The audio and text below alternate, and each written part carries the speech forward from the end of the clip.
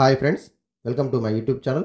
ఈ వీడియో నందు AP టెట్కామ్ TRT school assistant mathematics నందు మరికొన్ని క్వశ్చన్స్ ఏ విధంగా సాల్వ్ చేయొచ్చో ఎగ్జామ్ నందు వచ్చినటువంటి క్వశ్చన్స్ నేర్చుకుందాం. ఇందులో మనకి 60 అండ్ 61 రెండు క్వశ్చన్స్ కూడా మరి సంభావ్యత అనేటువంటి ప్రాబబిలిటీ అనేటువంటి కాన్సెప్ట్ నుంచి ఇవ్వడం జరిగింది. ఒకసారి క్వశ్చన్ గమనించండి. 2 dice are rolled simultaneously, then the probability of getting a multiple of 2 1 on one die and multiple of 3 on other die. రెండు డైలు ఒకేసారి ఎగరవేయబడినాయి, అంటే పాచికలు ఒకేసారి ఎగరవేయబడ్డాయి. అయినా రెండు యొక్క గుణిజం ఒక డై మీద ఒక పాచిక పైన, 3 యొక్క గుణిజం రెండవ పాచిక పైన వచ్చేటట్టు మరి ఎన్ని పర్యావసనాలు ఉంటాయి, అనుకూల పర్యావసనాలు, వాటి సంభావ్యత ఎంత అని అడిగాడు. ఇక్కడ 2 డైస్ రోల్ చేస్తున్నాం కాబట్టి మనకి నెంబర్ ఆఫ్ ఎస్ శాంపిల్ ఆవరణంలో వచ్చేటటువంటి ఆల్ పాసిబిలిటీస్ 36, మొత్తం పర్యావసనాల సంఖ్య total outcomes is equal to 36. 6 square అని రాస్తాం, 6 square is equal to 36. Okay, so అందులో మనకి 1 1 1 2 ఇలా 6 6 వరకు 36 ఉంటాయి. ఇప్పుడు మన క్వశ్చన్ ఏంటి అంటే మనకి ఫేవరబుల్ అవుట్కమ్స్ ఏం రావాలి? ఒక డై పైన 2 మల్టిపుల్స్ రావాలి, అనదర్ డై పైన 3 మల్టిపుల్స్ రావాలి. 2 మల్టిపుల్స్ అంటే 2, 4, 6. 3 మల్టిపుల్స్ అంటే 3, 6. ఓకే, ఇది ఫస్ట్ డై, ఇది సెకండ్ డై. అలాగే దీనిలో మనకి ఫస్ట్ డైలో 2, 4, 6, సెకండ్ డైలో 3, 6 వచ్చేటట్టు కొన్ని ఉంటాయి. అలాగే ఫస్ట్ డైలో 3 మల్టిపుల్స్, సెకండ్ డైలో 2, 4, 6 వచ్చేటట్టు కొన్ని ఉంటాయి. ఇవి ఎన్ని ఫేవరబుల్ అవుట్కమ్స్ ఉన్నాయో మనము రాద్దాం. చూడండి ఒకసారి. 2, 3 ఒకటి, 2, 6 ఒకటి, అలాగే 4, 3 ఒకటి, 4, 6 ఒకటి, అలాగే 6, 3 ఒకటి, 6, 6 ఒకటి.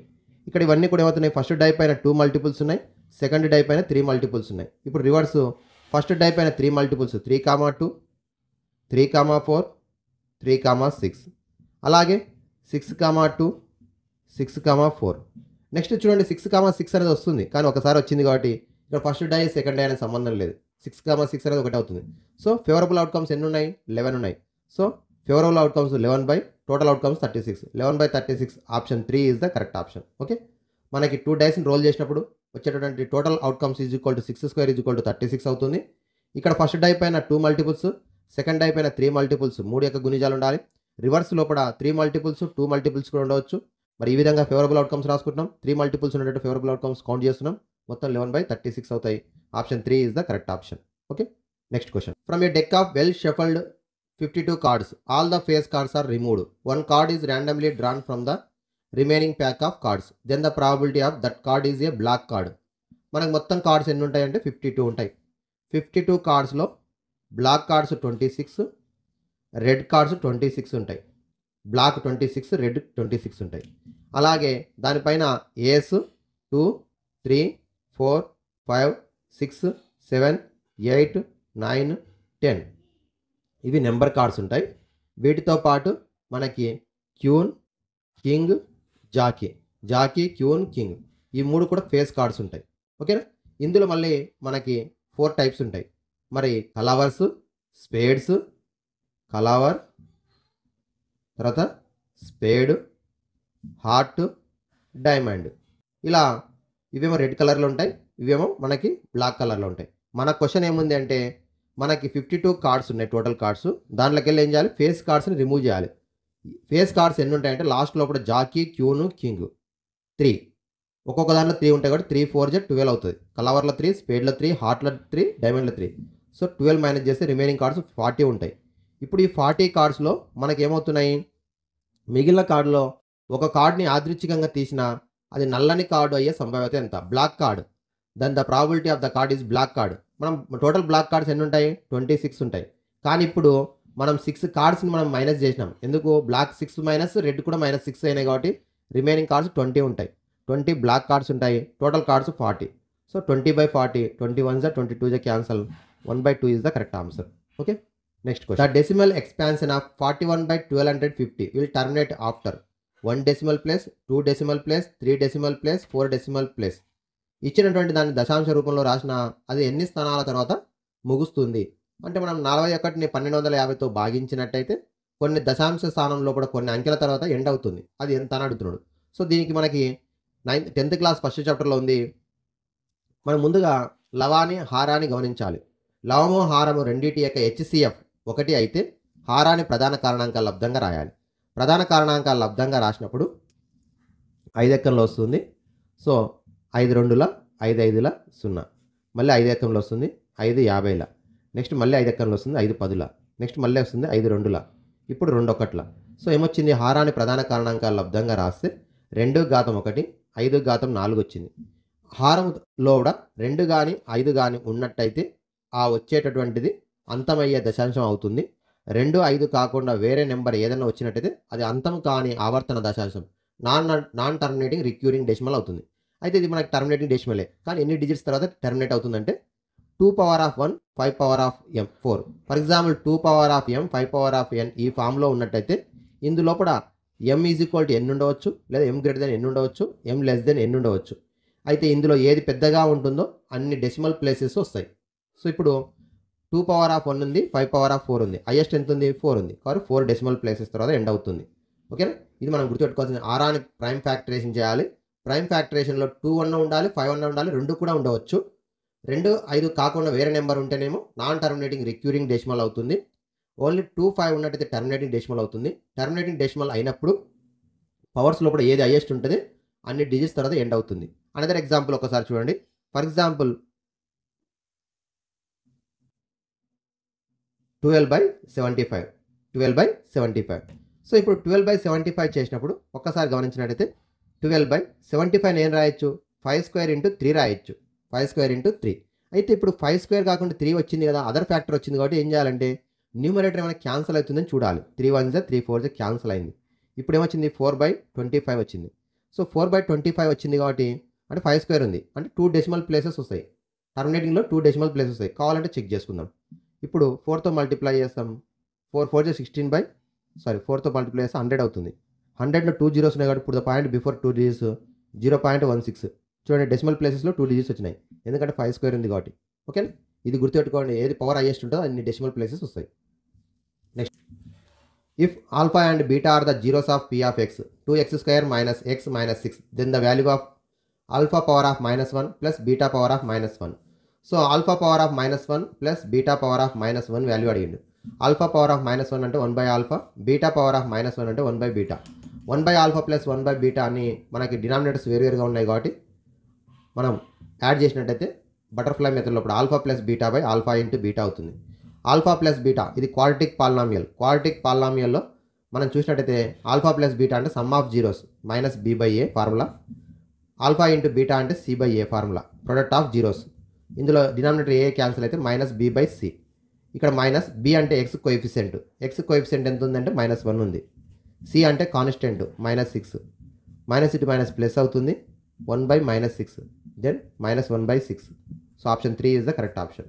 Okay, so alpha power of -1 plus beta power of -1 అనగా 1/ఆల్ఫా ప్లస్ 1/బీటా. మనం సింప్లిఫై చేసి alpha plus beta by alpha into beta. Sum of zeros అంటే -b/a, ప్రొడక్ట్ ఆఫ్ జీరోస్ అంటే c/a. ఏ క్యాన్సిల్ అయితే -b/c. b అంటే x కోఎఫిషియెంట్ కాబట్టి -1/c. ఒకవేళ డైరెక్ట్ కూడా రాయొచ్చు, మైనస్ క్యాన్సిల్ అయితే -1/6 is the answer. Okay, next question. 64th question. The value of 16 power of log 3√2 to the base 2 plus 1/4. So మనకి ఇచ్చినటువంటి దాంట్లో కూడా 16 power of log 3√2 to the base 2 plus 1/4 ఇవ్వడం జరిగింది.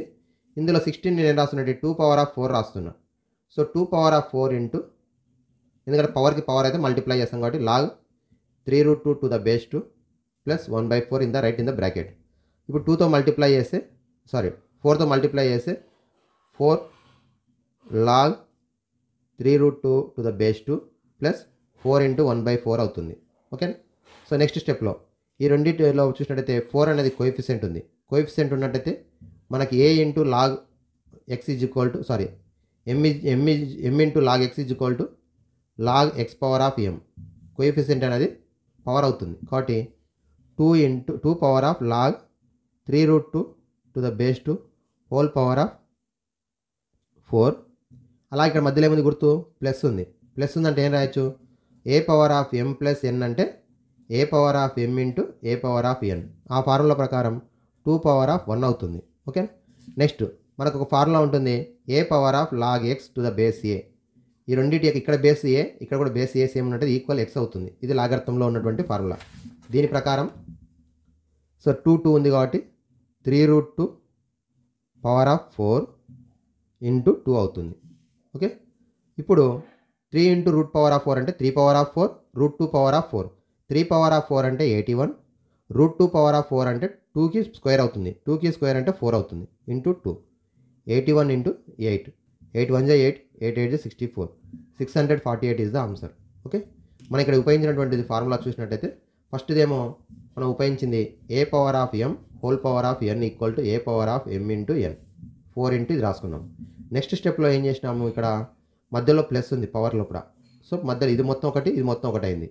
So A power of M plus N అంటే A power of M into A power of N రాసుకున్నాం. Next step లోపల A power of log x to the base A ఉన్నట్టయితే ఈ రెండు same ఉంటే X అవుతుంది కాబట్టి ఇది రాసుకున్నాం. సో 3√2 పవర్ ఆఫ్ 4 అంటే 3కి పవర్ 4 √2కి power 4, 81 into 4 into 2 power of 1 అంటే 2 మల్టిప్లై చేసి 648 is the correct answer. S is equal to x such that x is a positive multiples of 3 less than 100. So positive multiples of 3, 100 కన్నా తక్కువైనటువంటి 3 యొక్క ధనాత్మక గుణిజాలు. ధనాత్మక 100 కంటే తక్కువ ఉన్నటువంటివి ధనాత్మక గుణిజాలు అంటే 3, 6, 9 అట్లా ఎంతవరకు 99 వరకు వస్తాయి 3 యొక్క గుణిజాలు. ఇది ఎస్ సమితిలో ఉన్నటువంటి మూలకాలు. పి సమితిలో ఉన్న మూలకాలు ఏమి ఇచ్చిండు, ఎక్స్ సచ్ దట్ ఎక్స్ అనేది 20 కంటే తక్కువైనటువంటి ప్రధాన సంఖ్య. 20 కంటే తక్కువ ఉన్నటువంటి ప్రధాన సంఖ్యలు 2, 3, 5, 7, 11, 13, 17, 19. ఇప్పుడు మన క్వశ్చన్ ఏంది, number of S plus number of P అంటే ఎస్ సమితిలో ఉన్నటువంటి మూలకాల సంఖ్య ప్లస్ పి సమితిలో ఉన్న మూలకాల సంఖ్య. పి సమితిలోనేమో మనకి 4 + 4 8 ఉంటాయి కాబట్టి number of P is equal to 8. అలాగే నెంబర్ ఆఫ్ ఎస్ అంటే 3 యొక్క గుణిజాలు 3, 6, 9 ఎంతవరకు 99 వరకు. 3 33ల కాబట్టి 33 ఉంటాయి. 33 + 8 41. Option 3 is the correct option. Okay, 5 + √3 divided by root of 7 - 4√3. ఇక్కడ రూట్ లోపల మళ్ళీ 7 - 4√3 ఉంది. మరి a + 7√b then the value of a - b. దీన్ని హారాన్ని అకర్ణీయం చేస్తే వచ్చినటువంటి విలువ ఈ రూపంలో ఉన్నట్టయితే a ఎంత b ఎంత అని అడుగుతున్నాడు. అయితే ముందుగా ఇక్కడ రూట్ ఆఫ్ 7 - 4√3 ఉంది. రూట్ ఆఫ్ 7 - 4√3 దీనికి first square root find out చేయాలి. ఫైండ్ అవుట్ చేస్తే మనకి 2 different sum of or difference of 2 sides వస్తాయి. సో ఫస్ట్ ఆఫ్ ఆల్ దీన్ని మారుద్దాం. రూట్ ఆఫ్ 7 - 4√3 అంటే రూట్ ఆఫ్ 2² ప్లస్ √3² రాస్తున్నా. 7 అంటే 2² అంటే 4 ప్లస్ √3² -4ని 2 ఇంటూ √3 రాస్తున్నా. ఇప్పుడు ఇది ఎలా ఉంది, a² + b² - 2ab ఫామ్లో ఉంది. దీని ప్రకారము a - b హోల్ స్క్వేర్ అవుతుంది. సో క్యాన్సల్ అవుతుంది కాబట్టి 2 - √3. ఇప్పుడు ఈ ప్లేస్లో 2 - √3 వచ్చింది.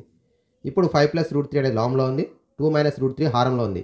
హారాన్ని అకర్ణీయం చేయాలి అంటే లవాని హారాన్ని ఏం చేయాలి, 2 + √3తో ఇంటూ చేయాలి. సో ఇప్పుడు అదే చేస్తున్నాం మనం. చూడండి ఒక్కసారి, 5 + √3 బై 2 - √3 ఇంటూ 2 + √3 బై 2 - √3. లవాని ఇంటూ చేసి 5 2 10 ప్లస్ 5√3. అలాగే √3తో 2 ఇంటూ చేస్తే 2√3.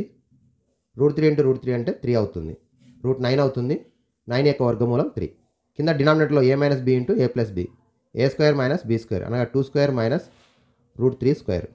ఇప్పుడు లవంలో 10 + 3 13 ప్లస్ 5√3 + 2√3 రెండు కూడా లైక్ సైడ్స్ కాబట్టి 7√3 బై 4 - 3 13 + 7√3 ఓకే బై 1 అవుతుంది. ఇప్పుడు ఇది ఈజ్ ఈక్వల్ టు దేనికి ఈక్వల్ అని చెప్పిండు, a + 7√b. ఇందులో a అంటే రేషనల్ నెంబర్, b అంటే రాడికెండ్. సో a అంటే 13, b అంటే 3. మన క్వశ్చన్ ఏం అడిగిండు, a - b. a - b అంటే 13 - 3 10. So option 2 is the correct option. Okay, thank you. Like, share and subscribe my YouTube channel.